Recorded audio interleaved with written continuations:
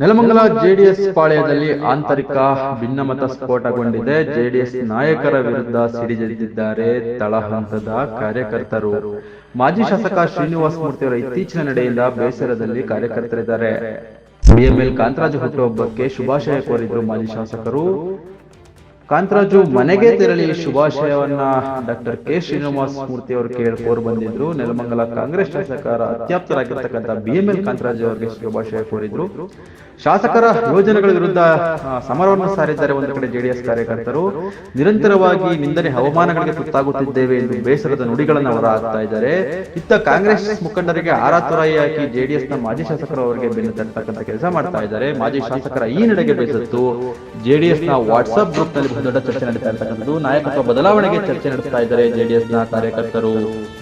Srinivasa Murthy number 1 ಕಳ್ಳ, ನಮ್ಮ ಕುಟುಂಬದ ಹೆಸರು ಎತ್ತಬೇಡ ಅಂತ ಹೇಳಿ ಕಾಂತರಾಜು ಅವರು ಹೇಳಿದ್ರು. ಕಾಂತರಾಜು ಅವರು ರೋಷಾವೇಶದಿಂದ ಕೂಗಾಡಿದರು ಶ್ರೀನಿವಾಸ ಮೂರ್ತಿಯ ವಿರುದ್ಧವಾಗಿ. ಅಷ್ಟೇ ಅಲ್ಲ, ಎಚ್ ಡಿ ಕುಮಾರಸ್ವಾಮಿ ವಿರುದ್ಧವನ್ನು ಕಿಡಿಕಾರಿದ್ದು, ಬಹಿರಂಗ ಸಭೆಯಲ್ಲಿ ಕಿಡಿಕಾರಿದ್ರು. ಬಿಎಂಎಲ್ ಕಾಂತರಾಜು ಅವರ ಮಾತನಾಡಿದ ಹಳೆಯ ವಿಡಿಯೋಗಳು ಈಗ ಸಾಮಾಜಿಕ ಜಾಲತಾಣದಲ್ಲಿ ವೈರಲ್ ಆಗ್ತಾ ಇದ್ದಾವೆ. ಜೆಡಿಎಸ್ ನಾಯಕತ್ವದಲ್ಲಿ ಮುಂದೇನು ಅನ್ನೋ ಪ್ರಶ್ನೆ ಕಾರ್ಯಕರ್ತರಲ್ಲಿ ಉಲ್ಬಣಿಸಿದ. ವೀಕ್ಷಕರೇ, ಇಷ್ಟೆಲ್ಲ ಬೆಳವಣಿಗೆಗಳ ನಡುವೆ ಒಂದು ವಿಡಿಯೋ ಪ್ಲೇ ಮಾಡ್ತೀನಿ. ಈ ವಿಡಿಯೋ ಪ್ಲೇ ಮಾಡಿದ ನಂತರ ಮುಂದೆ ಏನು ಅಂತ ನಾವು ಚರ್ಚೆ ಮಾಡ್ತಾ ಹೋಗೋಣ.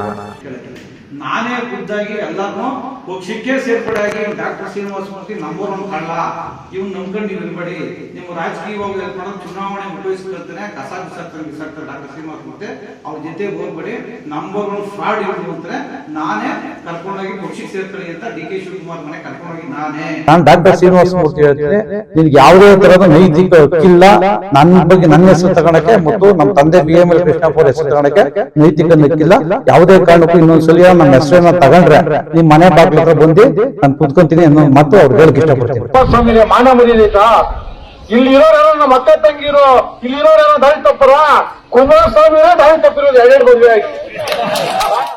ವೀಕ್ಷಕರೇ, ನೋಡಿದ್ರಲ್ಲ, ಈ ವಿಡಿಯೋದಲ್ಲಿ ಮಾತಾಡ್ತಾ ಇರ್ತಕ್ಕಂಥದ್ದು ಬಿಎಂಎಲ್ ಕಾಂತರಾಜು ಅವರು. ಇವರು ಹಿಂದೆ ಜೆಡಿಎಸ್ ಪಕ್ಷದಿಂದನೇ MLC ಆಗಿದ್ರು. ಈಗ ಕಾಂಗ್ರೆಸ್ ಪಕ್ಷಕ್ಕೆ ಚುನಾವಣೆಗೆ ಸ್ಪರ್ಧಿಸಿ ತುರುವೇಕೆರೆಯಿಂದ ಪರಾಜಿತ ಅಭ್ಯರ್ಥಿಯಾಗಿದ್ದಾರೆ. ಇವರು ಏನೋ ಚುನಾವಣೆಗೂ ಮುಂಚೆ ಒಂದು ಮಾತುಗಳನ್ನು ಆಡಿರ್ತಕ್ಕಂಥದ್ದು. ಜೆಡಿಎಸ್ನ ಶ್ರೀನಿವಾಸ ಮೂರ್ತಿ ನಂಬರ್ 1 ಕಳ್ಳ, ನಮ್ಮ ಮನೆ ಬಾಗಿಲಿಗೆ ಬರಬೇಡ, ನಮ್ಮ ತಂದೆ ಹೆಸರು ನಮ್ಮ ಕುಟುಂಬದ ಹೆಸರು ಎತ್ತಬೇಡ ಅಂತ ಹೇಳಿದ್ರು. ಅಷ್ಟೇ ಅಲ್ಲ, ನೀನು ಕಳ್ಳ ಅಂತ ಎಲ್ಲಾ ಕಾರ್ಯಕರ್ತರನ್ನ ಕರ್ಕೊಂಡೋಗಿ ಕಾಂಗ್ರೆಸ್ಗೆ ಸೇರಿಸಿದ್ದೀನಿ ಅಂತ ಹೇಳಿದ್ರು. ಇದೆಲ್ಲ ಒಂದು ಕಡೆ ಆದ್ರೆ, ಮತ್ತೊಂದು ಕಡೆ ನಿಮ್ಮ ಪಕ್ಷದ ನಾಯಕ, ನಿಮ್ಮ ರಾಜಕೀಯ ಗುರುಗಳು, ನಿಮಗೆ ರಾಜಕೀಯವನ್ನ ಕೊಟ್ಟಂತಹ ರಾಜಕೀಯ ಕರ್ತೃ ಎಚ್ ಡಿ ಕುಮಾರಸ್ವಾಮಿ ಅವರ ವಿರುದ್ಧ ಏಕವಚನದಲ್ಲಿ ಅವರ ಕುಟುಂಬದ ವೈಯಕ್ತಿಕ ವಿಚಾರಗಳನ್ನ ಇಟ್ಕೊಂಡು ಬಹಿರಂಗ ಸಭೆಯಲ್ಲಿ ಮಾತಾಡ್ತಾರೆ.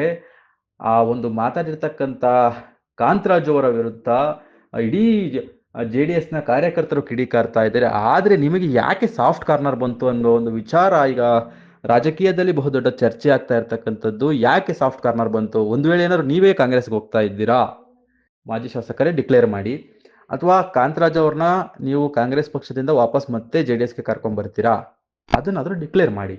ಇಲ್ಲಾಂದ್ರೆ ಕಾರ್ಯಕರ್ತರಲ್ಲಿ ಗೊಂದಲಗಳನ್ನ ಮೂಡಿಸ್ತಕ್ಕಂಥ ಕೆಲಸ ನೀವು ಮಾಡಿರ್ತಕ್ಕಂಥ ಈ ಶುಭಾಶಯ ಕೊಡ್ತಕ್ಕಂಥ ಫ್ಲೆಕ್ಸ್ ಇಂದ ಬಂತು.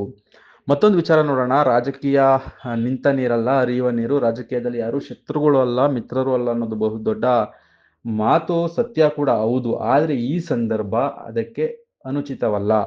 ಯಾಕೆಂದ್ರೆ ಇಡೀ ಕ್ಷೇತ್ರದಲ್ಲಿ ಜೆಡಿಎಸ್ ಹಾಗೂ ಬಿಜೆಪಿ ಕಾರ್ಯಕರ್ತರ ವಿರುದ್ಧವಾಗಿ ಕಾಂಗ್ರೆಸ್ ಪಕ್ಷದ ಶಾಸಕರು ಮತ್ತು ಶಾಸಕರ ಹಿಂಬಾಲಕರು ಮತ್ತು ಕಾಂಗ್ರೆಸ್ ಪಕ್ಷದ ಕಾರ್ಯಕರ್ತರು ನಿರಂತರವಾಗಿ ದಾಳಿಯನ್ನ ಮಾಡ್ತಾ ಇದ್ದಾರೆ. ಅದಕ್ಕೆ ತದ್ವಿರುದ್ಧವಾಗಿ ಜೆಡಿಎಸ್ ಪಕ್ಷದ ಕಾರ್ಯಕರ್ತರು ಕೂಡ ಎದೆ ಕೊಟ್ಟು ನಿಂತು ಆ ದಾಳಿಯನ್ನ ತಡೆದು ಮತ್ತೆ ಅವರ ವಿರುದ್ಧ ಏನು ಅಧಿಕೃತ ವಿರೋಧ ಪಕ್ಷವಾಗಿ ಕಾರ್ಯಕರ್ತರು ನಿಂತಿದ್ದಾರೆ. ಏನು ಮಾಜಿ ಶಾಸಕರು ನಿಮ್ಮ ಸ್ಥಾನದಲ್ಲಿ ನಿಮ್ಮ ಪಕ್ಷದ ಕಾರ್ಯಕರ್ತರು ನಿಂತಿದ್ದಾರೆ. ಆ ಕಾರ್ಯಕರ್ತರ ಶಕ್ತಿಯನ್ನ ಕುಂದಿಸ್ತಕ್ಕಂಥ ಕೆಲಸ ಇವತ್ತು ನೀವು ಮಾಡಿದ್ದೀರಾ ಅಂತ ಹೇಳಿ ಕಾರ್ಯಕರ್ತರು ನಿಮ್ಮ ಪಕ್ಷದ ವಾಟ್ಸಾಪ್ ಗ್ರೂಪ್ ನಲ್ಲಿ ಚರ್ಚೆ ಮಾಡ್ತಾ ಇರ್ತಕ್ಕಂಥದ್ದು. ಇದು ನಾನು ಹೇಳ್ತಾ ಇರ್ತಕ್ಕಂಥ ಮಾತಲ್ಲ, ನಿಮ್ಮ ಪಕ್ಷದ ಕಾರ್ಯಕರ್ತರು ನಿಮ್ಮ ಪಕ್ಷದ ವಾಟ್ಸಾಪ್ ಗ್ರೂಪ್ ನಲ್ಲಿ ಚರ್ಚೆ ಮಾಡ್ತಾ ಇರ್ತಕ್ಕಂಥ ಬಹುದೊಡ್ಡ ವಿಚಾರ. ಶ್ರೀನಿವಾಸ ಮೂರ್ತಿ ಅವರೇ, ನಿಮ್ಮ ಗಮನಕ್ಕೆ ಇರಲಿ. ಮತ್ತೊಂದು ಕಡೆ ನೋಡೋದಾದ್ರೆ, ಇಲ್ಲ ನನಗೆ ರಾಜಕೀಯಕ್ಕಿಂತ ಮಿಗಿಲಾಗಿ ಅವರು ನನಗೆ ಆಪ್ತರಾಗಿದ್ರು, ಹಿಂದೆ ನಡೆದಿತ್ತಲ್ಲ ಮರ್ತೋಗೋಣ, ಇವಾಗ ಹೊಸದಾಗಿ ರಾಜಕೀಯ ಜೀವನ ಶುರು ಮಾಡೋಣ ಅಥವಾ ವೈಯಕ್ತಿಕ ಜೀವನ ಶುರು ಮಾಡೋಣ ಅನ್ನುವ ಏನಾದ್ರೂ ಮಾತುಗಳು, ಆ ರೀತಿಯ ಮನಸ್ಥಿತಿ ನಿಮ್ಮಲ್ಲಿದ್ರೆ ಈಗಲೂ ಒಂದು ಪ್ರಶ್ನೆ ನಿಮ್ಮ ಮುಂದೆ ಇಡ್ತೀನಿ. ಏನಂತಂದ್ರೆ, ಇತ್ತೀಚೆಗೆ ಇದೇ ಕಾಂತರಾಜು ಅವರ ವಿರುದ್ಧ ಒಬ್ಬ ಹೋರಾಟಗಾರರು ದಲಿತ ವಿರೋಧಿ ಅಂತೇಳಿ ಒಂದು ದೊಡ್ಡ ಪ್ರೊಟೆಸ್ಟ್ ಮಾಡ್ತಾರೆ. ಎಲ್ಲೋ ಒಂದು ಕಡೆ ಇದು ಒಂದು ಬ್ಯಾಕಪ್ ಮಾಡಿರ್ತಕ್ಕಂಥ ಪ್ರೊಟೆಸ್ಟ್, ಅಂದರೆ ಪ್ರೊಟೆಸ್ಟ್ ಮಾಡಲಿಕ್ಕೆ ಯಾರೋ ಸಪೋರ್ಟ್ ಮಾಡಿದ್ದಾರೆ ಅನ್ನೋ ಒಂದಷ್ಟು ಮಾತುಗಳು ಕೇಳಿ ಬರ್ತಾ ಇತ್ತು. ಅದು ಒಂದು ಕಡೆ ಇಡೋಣ, ಅದು ಮುಖ್ಯ ವಿಚಾರ ಅಲ್ಲ. ಅಂಥ ಸಂದರ್ಭದಲ್ಲಿ ನೀವು ಯಾಕೆ ಅವ್ರ ಜೊತೆ ನಿಂತ್ಕೊಳ್ಳಲಿಲ್ಲ? ಕಾಂಗ್ರೆಸ್ ಪಕ್ಷದವರ ಜೊತೆ ನಿಂತ್ಕೊಳ್ಳಿಲ್ಲ, JDS ಪಕ್ಷದವರು ಅವ್ರ ಜೊತೆ ನಿಂತ್ಕೊಳ್ಳಲಿಲ್ಲ.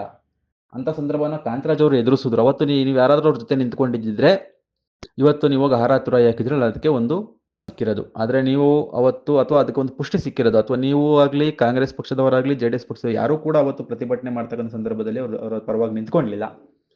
ಈಗ ಅವ್ರು ಹುಟ್ಟುಹಬ್ಬ ಇದೆ ಅಂತ ತಕ್ಷಣ ಹೋಗಿ ನೀವು ಹಾರ ತುರಾಯಿ ಯಾಕೆ ಬಂದಿದ್ದೀರಲ್ಲ, ನಿಮಗೆ ಯಾವ ನೈತಿಕತೆ ಇದೆ?